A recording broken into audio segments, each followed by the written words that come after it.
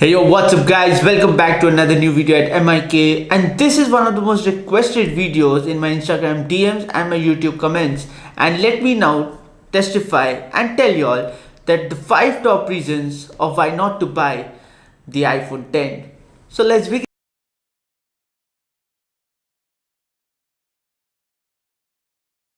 Now, the iPhone 10 is one of the biggest and the baddest iPhones of 2017. It's the flagship iPhone model. It has an amazingly different form factor, Face ID, and all the works. It's got everything going on for it. But what are the reasons that you should stay away from this phone?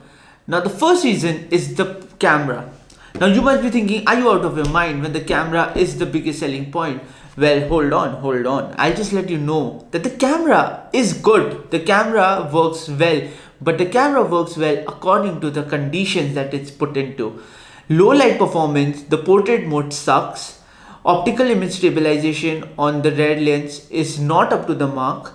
Also, the portrait mode on the rear facing camera also is really off. So say I'm taking a picture of a subject that's kept on the table and it's got a nice background behind it. But if the subject is not adequately lit, the subject gets totally blurred out. If I'm taking a portrait selfie, I'm wearing sunglasses or eyeglasses, the eyeglasses edges gets blurred out or my hairline gets blurred out. I think that is really horrible because the front facing camera is the biggest selling point between the iPhone 8 Plus and the iPhone 10 if you keep the form factors apart. So if you are going to be buying it only for the front facing camera and be like, oh my god, I'm going to take portrait selfies, your selfies will look good, but trust me, you'll be better off with the Google Pixel 2 XL. And this is coming from an Apple fanboy, that the camera is really not up to the mark up till at least now. The second reason is the processor. Now, the A11 Bionic chip is one of the most amazingly advanced SoCs that is present in the mobile world at this point of time. It has machine learning capabilities, it has its own neural network, it has a Face ID processor, everything stored into such a small chip, and it works beautifully well. Multitasking, switching between apps, opening heavy duty apps, playing heavy duty games really feels so fluid on the iPhone 10. I cannot even begin to tell you. But yet, you are paying for a processor that is way ahead of its time. Out of the box, there are no apps, there are no games, there are no AR functionality that really make use of this chip. It feels a little bit downgraded if you have to take my words for it. Machine learning will take time to reach there because machine learning works on a very different texture. It's like once you start using your phone on a regular basis, the processor keeps understanding how do you use your phone, what are the things that you use in your phone, and then only does it bring in its full potential. So my question to you would be, you're spending almost a lakh of rupees in Indian money for the iPhone 10. Why would you spend that money and then wait for 6 months for the phone to learn how you actually function, how you actually use your phone, and then bring itself to its full capabilities? I'm not saying that machine learning is bad. I'm not saying machine learning is not worth it. Machine learning is the future and it will be the future of all 2018 smartphones.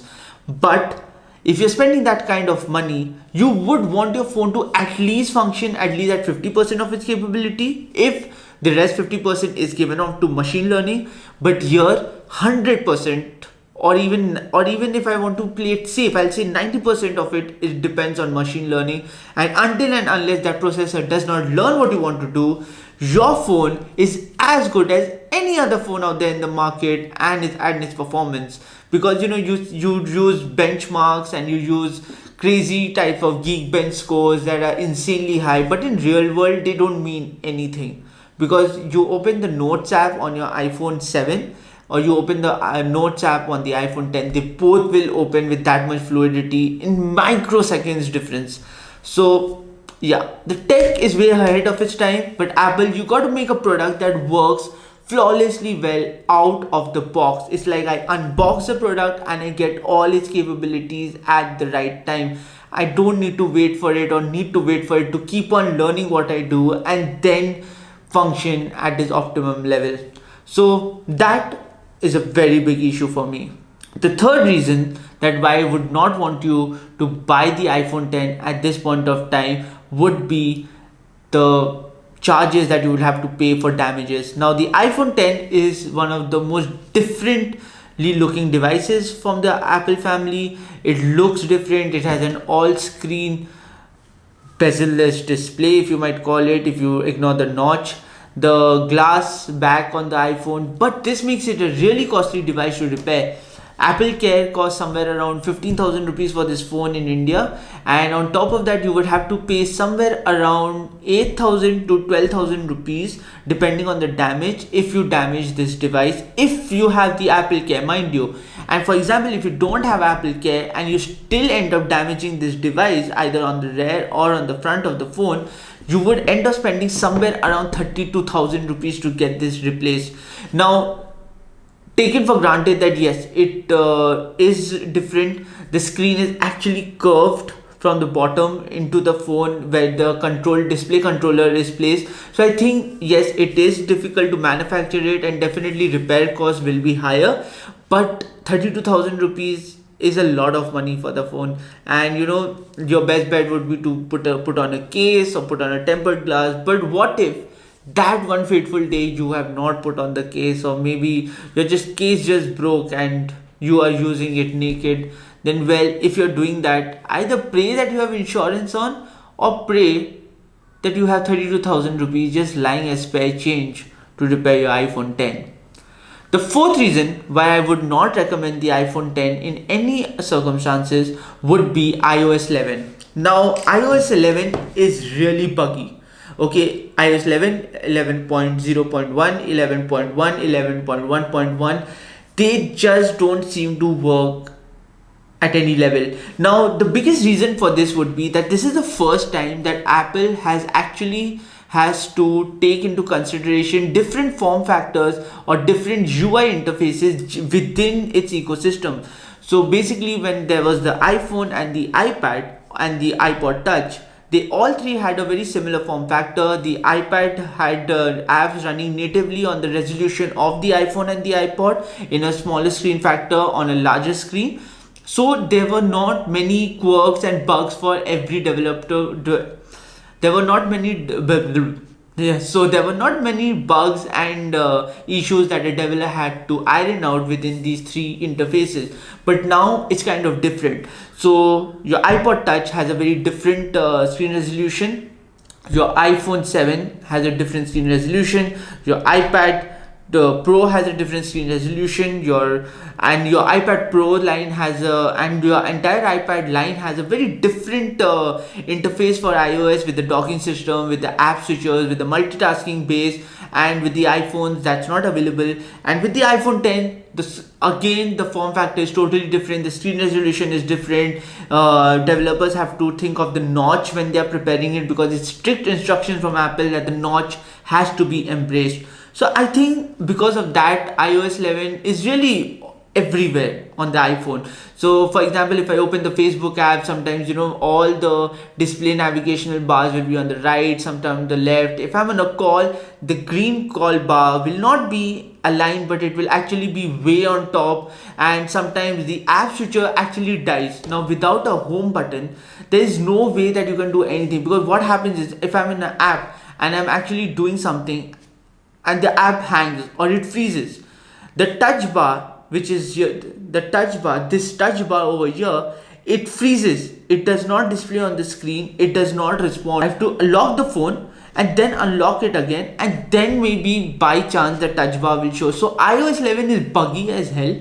It's really not up to the mark at all, and I really hate that I have to spend so much money on a phone and yet I have to face these quirks. I think these are small quirks, but on a day-to-day basis, when you start using this phone, you will agree with me and you will understand what this is all about.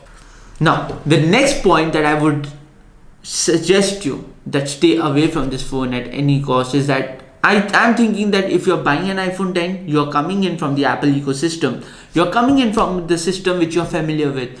And till today, we had Touch IDs on iPhone, from the iPhone 5s to 6 to 6s to the 7 to the 8. Face ID just does not make the cut to Touch ID. Yes, I have already have a video which I will link it in the description box here. Click on that, see the Face ID test, how it performs in different lighting conditions, in different ways.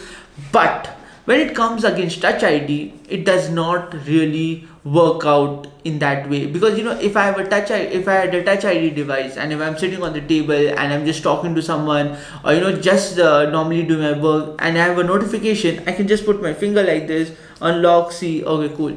But with this, I have to make it a conscious decision of letting my phone be somewhere away from me, and then going on top of the camera and then having to unlock my phone. When I'm lying down, it's insanely difficult to do that. If I have my blanket up till here, it does not recognize. So it really adds that extra layer of frustration. I'm not talking about security here. I'm talking about adding that extra layer of frustration to your entire workflow. So I think Face ID for me, yes, does not make the cut compared to Touch ID. And if you're someone who loves Touch ID and who's coming in from that platform, maybe you would not enjoy Face ID at all. Yeah, you won't. Trust me on this. You won't.